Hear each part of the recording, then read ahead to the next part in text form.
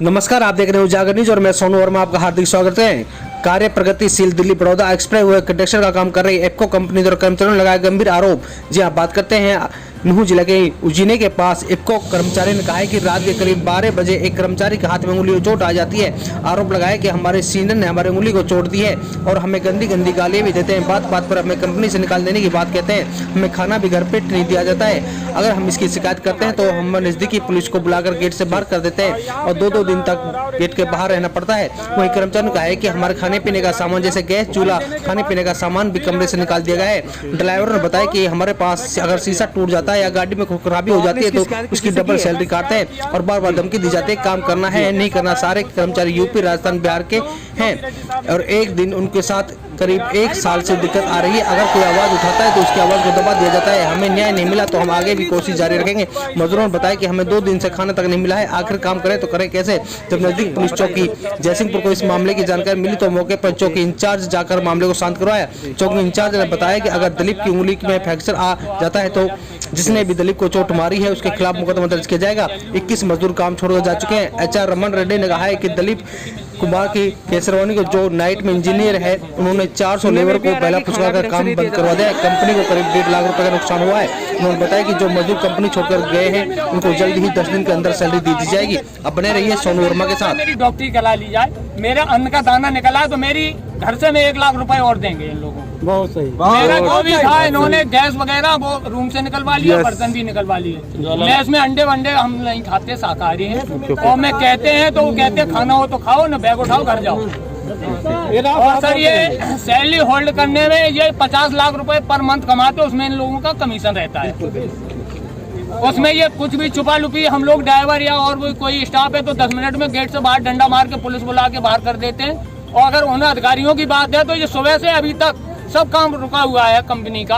हम लोग ये चाबी डाल के घूम रहे हैं। एक GM का टर्मिनेशन 1 मिनट में बनता है और ये लोग उनको हटाने के लिए तैयार नहीं है। इसका मतलब क्या है कि कमीशन ऊपर से नीचे तक है जो सब आपसी में है, जो चोर चोर मौसेरे भाई। मैं तो आज से रिजाइन कर रहा हूँ और अगर जो मेरी अगर ऊपर तक आवाज जाए तो मैं वहाँ हेड ऑफिस को भी बताना चाहता हूँ। मेरी सैलरी है, हर ड्राइवरों की सैलरी होल्ड करने में ये नंबर 1 है। नंबर 1 के चोर है। अगर कंपनी अपनी स्वच्छता और अपनी ईमानदारी से हम लोगों का अगर संपर्क में रखेगी, बार बार महीने में 2 बार मीटिंग लेगी तो ये कंपनी चलेगी। इन लोगों के ऊपर छोड़ दिया तो राम भगवान सहारे है। ये लोग बड़े बड़े मगरमच्छ है, छोटी मच्छी को पता नहीं लगता कब पेट में गई कब खत्म हो गई। कितना पैसा खा जाते हैं हम लोगों का। हम लोग गरीब हैं इसलिए तो यहाँ 300, 500, 1000, 800 किलोमीटर दूर से पड़े हैं। इन लोगों का पेट नहीं भरता पैसे से। सर मैं प्रमोद यादव, लोडर ऑपरेटर। और सर हम लोगों का ज़्यादा कुछ यहाँ पे मांग करने का नहीं है सर। जो हमारे सर के साथ गलत बर्ताव किया गया है सर, उसके लिए हम लोग यही चाहेंगे कि एक ड्राइवर और एक ऑपरेटर को यानी कि इन लोगों को तुरंत रिजाइन मिल सकता है और सिक्योरिटी से लाठी यानी कि चार्ज करा करके यानी धक्का मार करके बाहर किया जाता है। तो जैसे ये लोग गलत बर्ताव हमारे सर के साथ किए हैं तो इसी तरह हम लोग यही चाहेंगे सर कि इन लोगों को भी यानी कि तुरंत रिजाइन मिलना चाहिए सर। हम लोगों की मांग यही है सर, 2 में एक ही रहेंगे, या तो हम लोग रहेंगे सर या तो ये लोग रहेंगे।